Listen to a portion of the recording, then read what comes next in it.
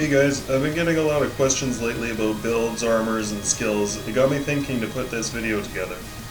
In this, I'm going to walk through 5 different builds that I've come up with and use them in speedruns and future videos to show them in action.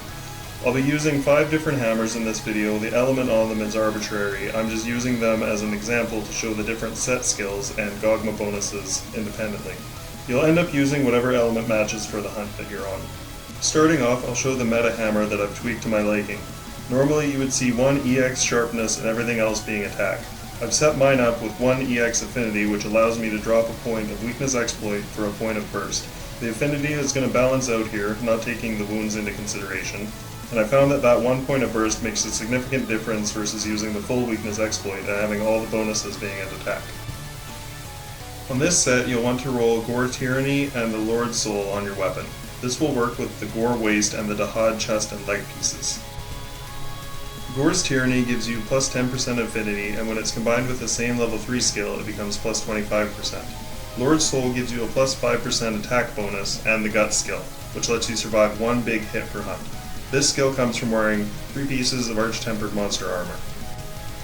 I'm using the Dahad chest and legs to unlock this, and I choose those 2 over the others because combined they give me Agitator 2 and Weakness Exploit 2, plus 3 level 2 slots.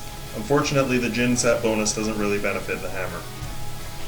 Maximum Might is a must on all of your builds, with plus 30% affinity, and to get the most out of it you need Fulgur Anjanath's Will. You can get this bonus with the Fulgur helmet and the Gog gloves, which also gives a combined 3 points of Agitator. Fulgur's Will gives you a small extra stamina bar that doesn't count towards draining your stamina to keep your max might up. To make use of this build, you need a charm that has at least 1 point of weakness exploit. If you use one with 2 points, then just swap out the Tenderizer gem for a different decoration. I got extremely lucky near the start of Title Update 4 and rolled this attack 3 plus weakness exploit charm. I use it on almost every build and I probably won't swap it out for a while. I put an attack gem on this to get attack plus 4 because the difference between levels 3 and 4 is huge. Don't worry about having attack plus 5 as the difference between level 4 and 5 isn't as big. For my weapon decorations, I have Crit Boost 3, which is arguably the best skill in the game. The other 2 decorations will vary based on what you're fighting. But for good general use, I have Razor Sharp level 3, 1 KO, and combined with that EX sharpness, I find that I don't need to sharpen even on a 9-star hunt. I also have Focus 3 KO. This speeds up your charging levels and lets you use your Mighty Charge more often and during shorter openings that you normally wouldn't have time for. And then the KO level 2 is just really for extra fun. If you don't want either of these skills, you can swap out for other damage skills instead. Counter Strike will give you plus 25 attack if you do an offset or get hit, and I have the Brace level 3 on all my builds so that my combos aren't interrupted by the smallest attacks. Second is a comfy and powerful build. For your weapon skills, you'll want Leviathan's Fury and Lord's Soul. We already talked about Lord's Soul, so I won't repeat myself. Leviathan's Fury will pair with the Laggy Waist. This gives you a plus 15% affinity throughout the hunt and will deal 51 thunder damage to the monster when it activates, regardless of what element you're using.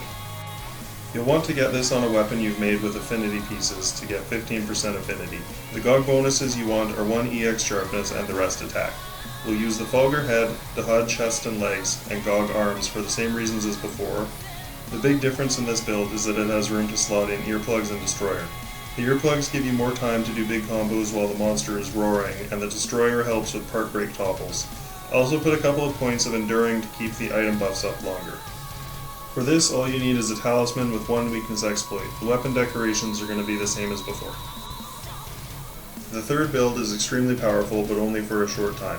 I'll really only use this on lower level monsters as it's entirely dependent on the ambush skill and the corrupted mantle. So the goal is to finish the hunt between a minute and a minute and a half. Weapon skills are the Ebony set bonus and the Lord's Soul. The Ebony set bonus pairs with the Gog Waist to give you plus 8 attack while burst is active, and it extends the length of time before burst wears off.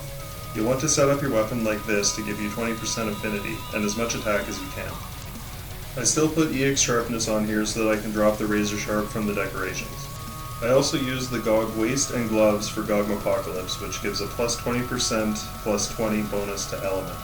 The Fulgur head and Gog gloves are used again for the extra stamina, and the Dahad chest and legs are also returning. I've slotted in Ambush 3 and Destroyer for as much damage over a short time as I can, with Quick Sheath 3 to capture a monster slightly faster.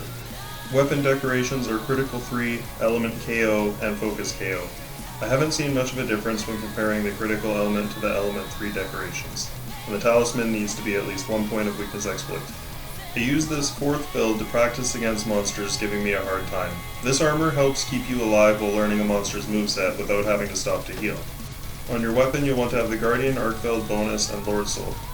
Guardian Arkveld's vitality pairs with the gloves and you regain health by breaking wounds. These gloves also give you 2 points of weakness exploit. I'll use both the Fulgur head and waist this time to get the extra stamina. The waist also has 2 level 3 slots on it to add burst. Use all 3 level 2 slots to get full maximum might, and this build comes with 6 level 1 slots.